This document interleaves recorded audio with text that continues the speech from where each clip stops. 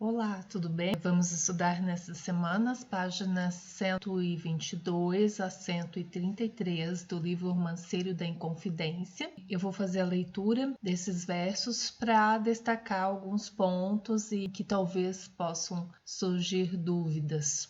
Aqui nós temos os primeiros versos do romance 42 ou do Sapateiro Capanema. Notem que há algumas estrofes de 4 versos que estão em itálico e colocadas entre aspas, como sendo uma fala que se destaca, uma fala de alguém, e como se fosse um refrão, porque esses versos estão repetidos, né? Então, a alternância desses versos com outros versos, outra narrativa.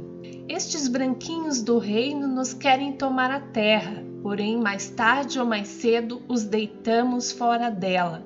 Foi na noite de São Pedro, no arraial de Matozinhos. Então vocês imaginem aqui uma pessoa em Minas Gerais, né, no arraial de Matozinhos, com uma fala como essa daqui, né? Os branquinhos do reino. Que reino? Reino de Portugal, né? Nós não tínhamos, aqui o Brasil era uma colônia de Portugal. Estes branquinhos do reino nos querem tomar a terra, porém, mais tarde ou mais cedo os deitamos fora dela. O que significa deitamos fora, né? Deitamos fora é desfazer-se de, então, ou seja, dizer que mais tarde ou mais cedo eles vão deitar esses branquinhos fora dela, né? Ou seja, vão desfazer-se, né, dos branquinhos do reino. Fui na noite de São Pedro no arraial de Matozinhos, debaixo do meu capote vinha tremendo de frio. Fui bater a uma taverna, o dono estava dormindo. Bati 2 e 3 vezes, porém não fui atendido. Ele lá dentro na cama, como novatinho rico, e nós, romeiros na rua, miseráveis que nem bichos.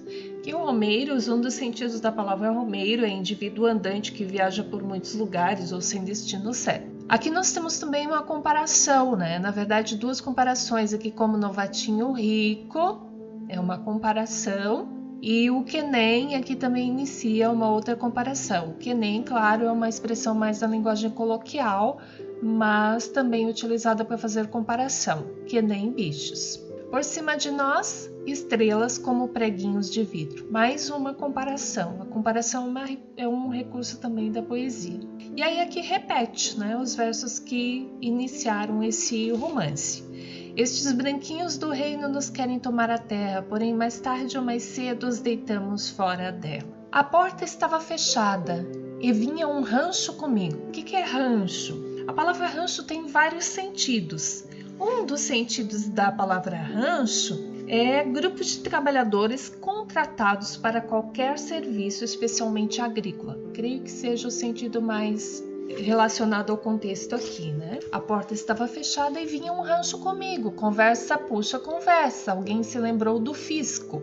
Para a vila vinha gente, e a gente para o rio. Nas minas só se falava das prisões que tinha havido. Nós estamos lendo aqui versos que narram os acontecimentos posteriores às primeiras prisões. Diziam que era levante, ou contrabando ou extravio. Falou-se em crimes, sequestros, em soldados e meirinhos. Então vocês imaginam, a partir das primeiras prisões em Minas Gerais, o povo levantando hipóteses sobre o motivo das prisões. O taverneiro na cama e eu ali com os meus amigos. Aí, novamente, o refrão, né? É como a repetição, né, de um depoimento aqui, que dá a entender que o personagem aqui está depondo e sempre repetindo aqui esses 4 versos, né? Fosse de sono ou canseira ou receio do perigo. Olha só a repetição do som fosse sono, canseira, receio.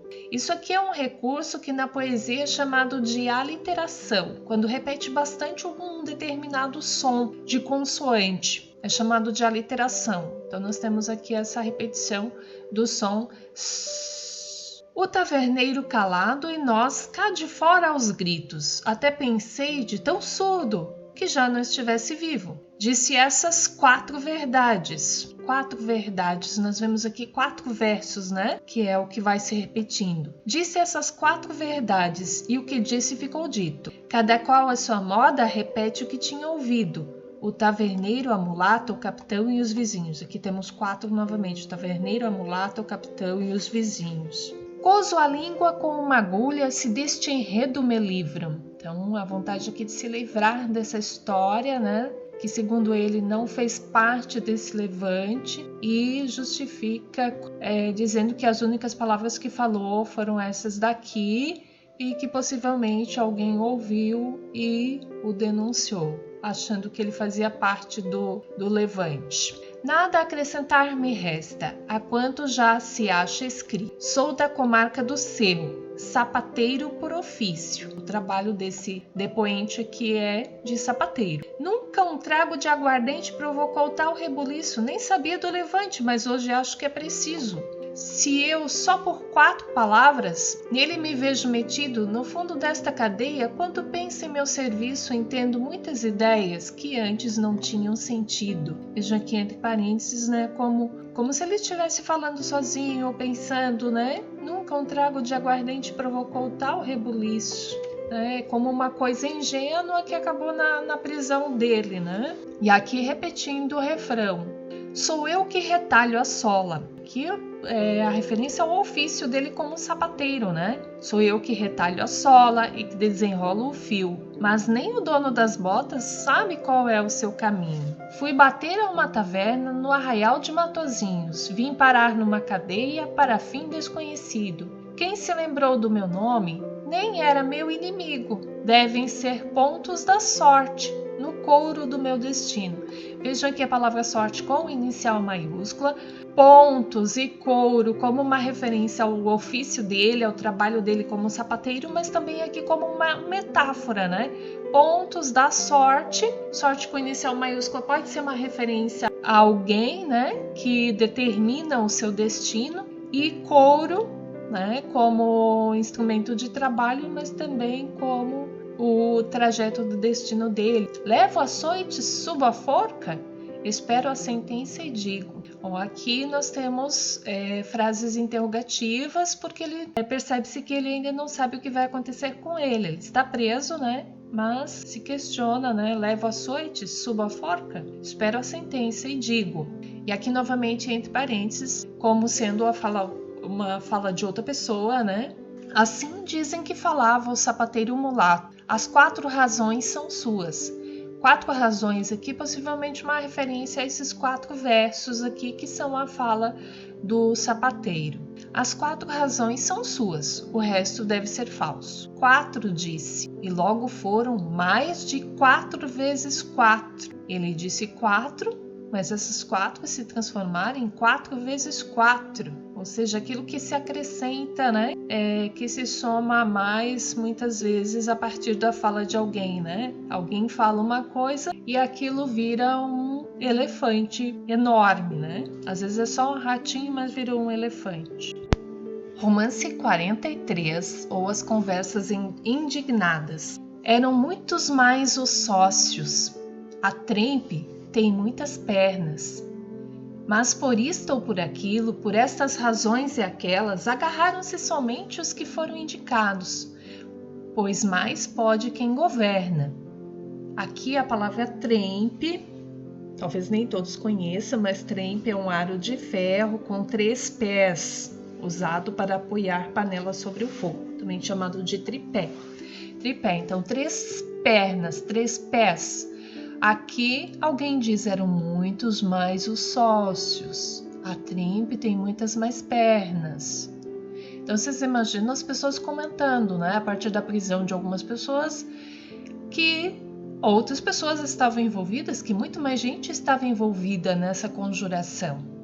Palavras sobre palavras. Não há nada que convença quando escrivães e juízes trocam por vacas paridas, por barras de ouro largadas, as testemunhas que servem de fundamento às sentenças. Olha aqui a acusação de corrupção de escrivães e juízes, né? Não há nada que convença quando escrivães e juízes trocam por vacas paridas, por barras de ouro largadas, as testemunhas que servem de fundamento às sentenças. Vejo, né? Colocado aqui entre parênteses como uma observação para essa situação, né? E aqui a outra estrofe em letras diferentes, em itálico, como se fosse uma resposta dos escrivães e juízes. Calem-se os apadrinhados, fujam parentes e amigos, contaremos esta história, segundo o preço que paguem, e ao mais fraco escolheremos, para receber por todos o justo e exemplar castigo. Veja só, ao mais fraco escolheremos, contaremos essa história segundo o preço que paguem. É como se fosse aqui uma resposta, uma fala de algum escrivão ou juiz.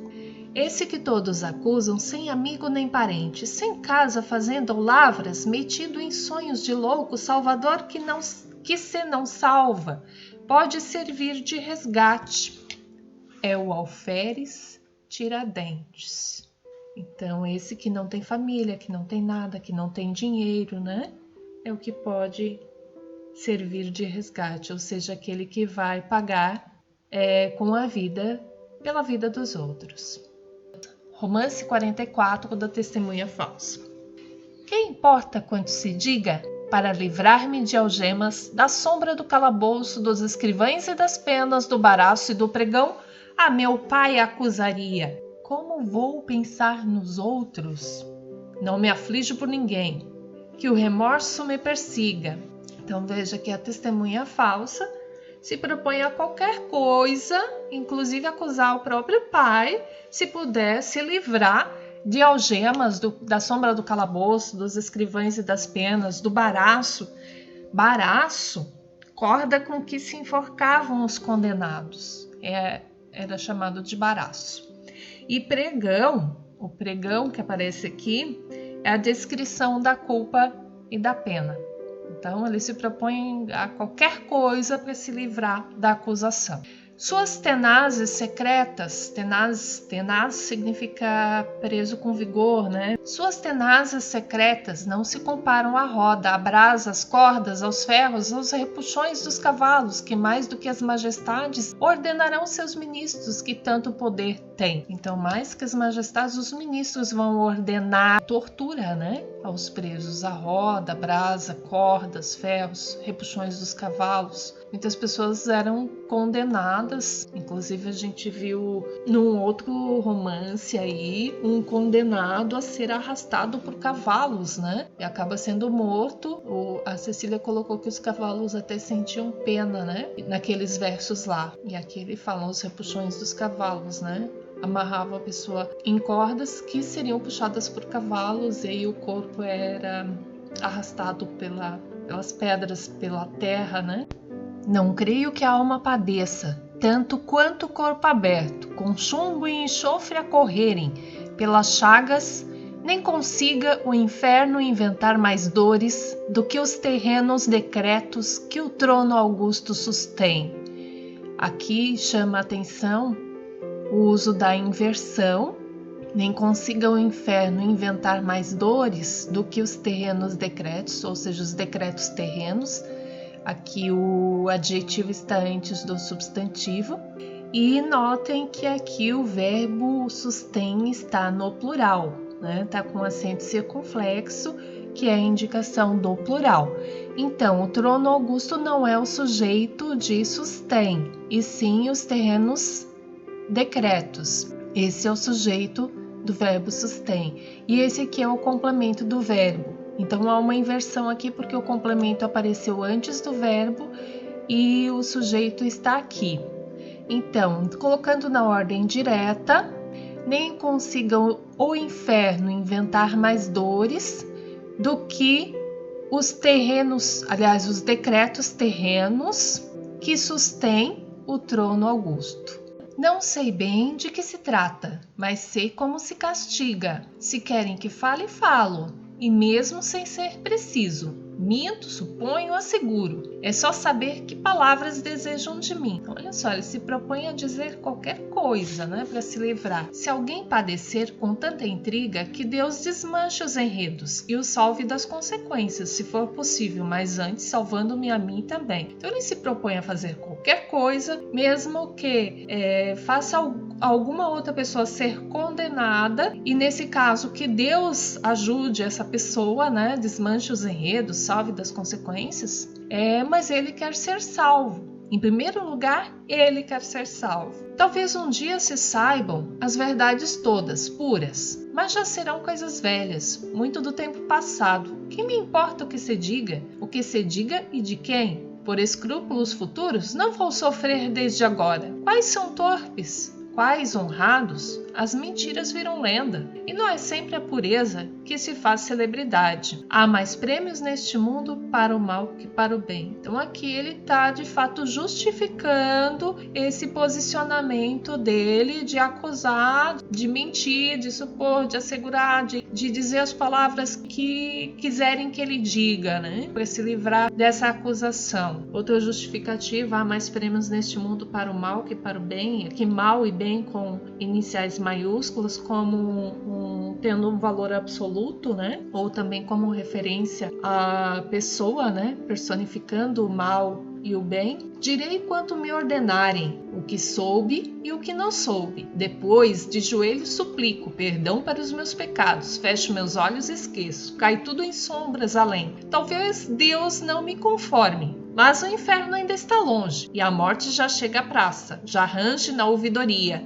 nas letras dos depoimentos e em cartas do reino vem. Então aqui se vê claramente o grande medo dele da morte, né? Vede como corre a tinta. Aqui a tinta da pena, né? Dos escrivães, dos juízes, escrevendo, né? Redigindo os depoimentos e as sentenças. Assim correrá meu sangue, que os heróis chegam à glória, só depois de degolados. Os heróis chegam à glória só depois de degolados. E ele não quer ser herói, pelo que a gente está vendo aqui. Antes recebem apenas ou compaixão ou desdém. Direi quanto for preciso, tudo quanto me é inocente. Que alma tem? Tem o corpo, e o medo agarrou-me o peito, e o medo me envolve e obriga, todo coberto de medo. Olha só a repetição da palavra medo aqui, né? E o medo, nós temos aqui uma anáfora, né? Que é essa repetição das mesmas palavras no início de 2 versos seguidos, ó. E o medo,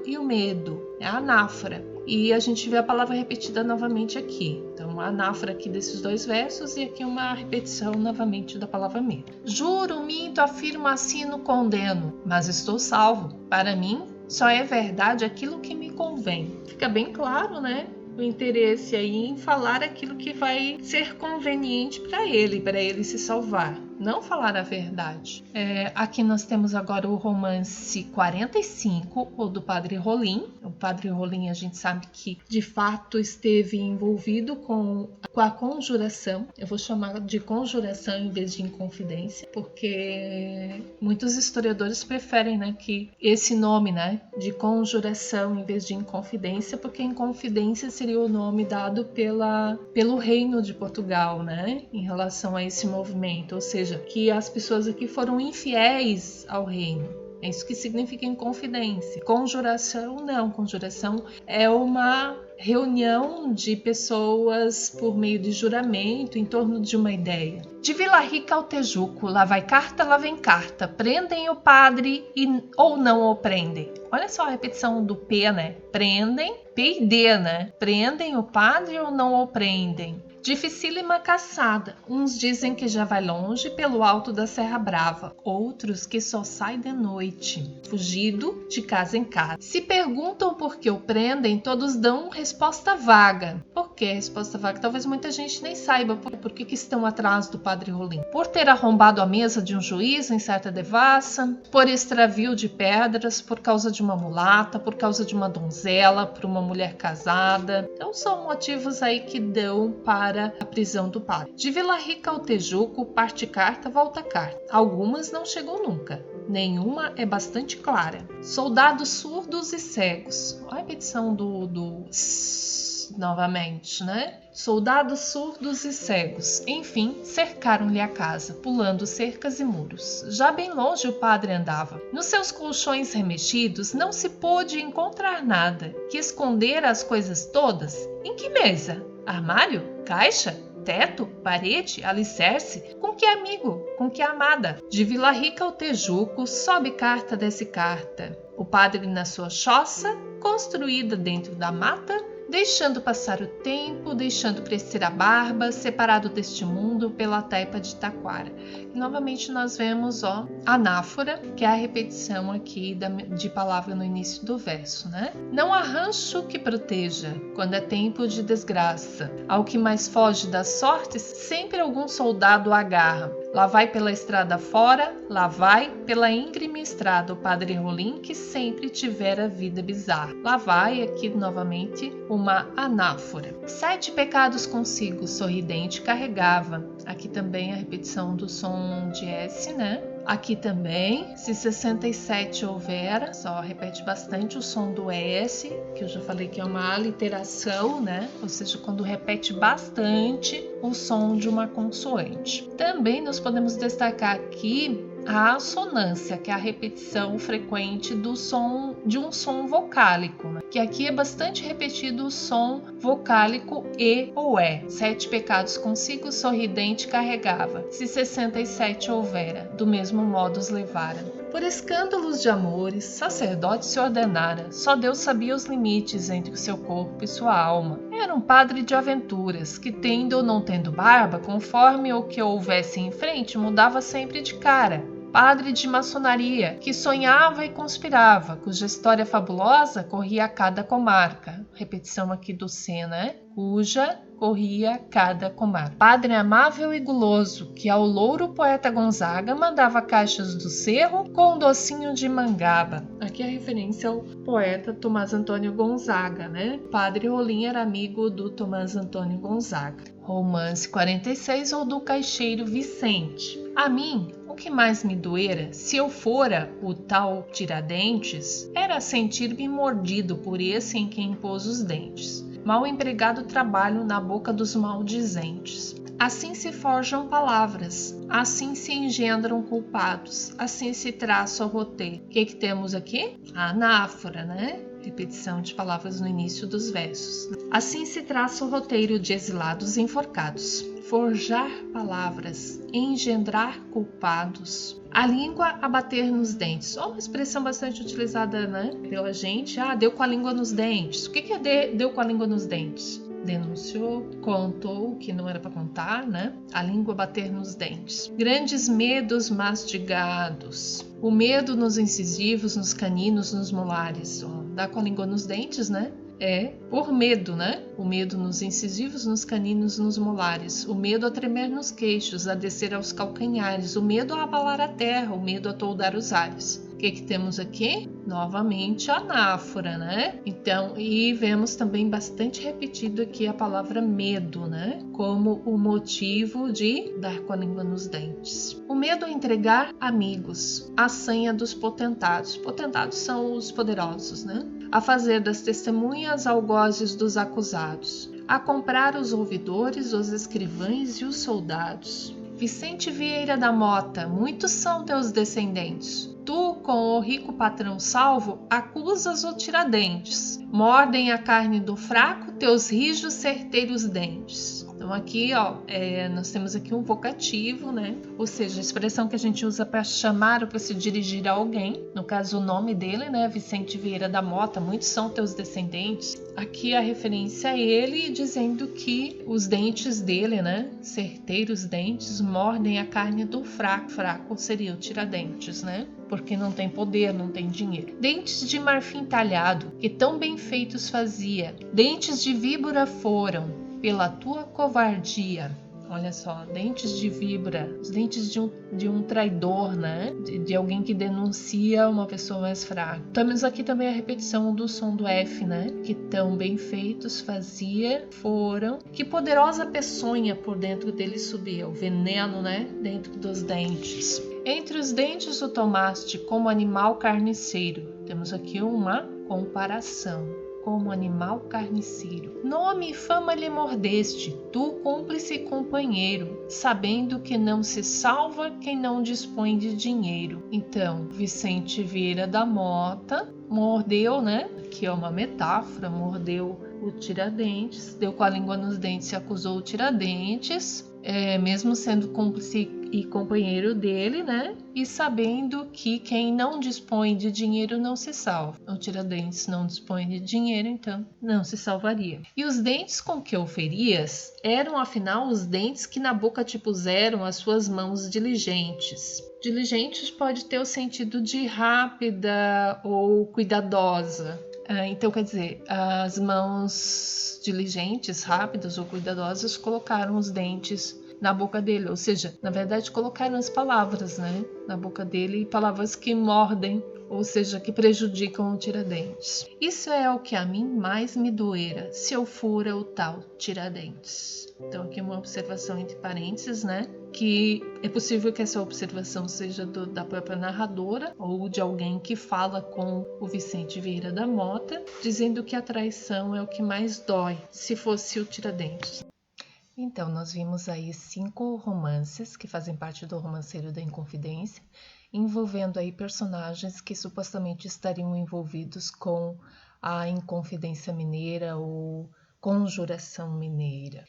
Desde o Sapateiro, o romance das Conversas Indignadas, Testemunha Falsa, que a gente não sabe o nome da testemunha, não parece, o Padre Rolim e o Caixeiro Vicente.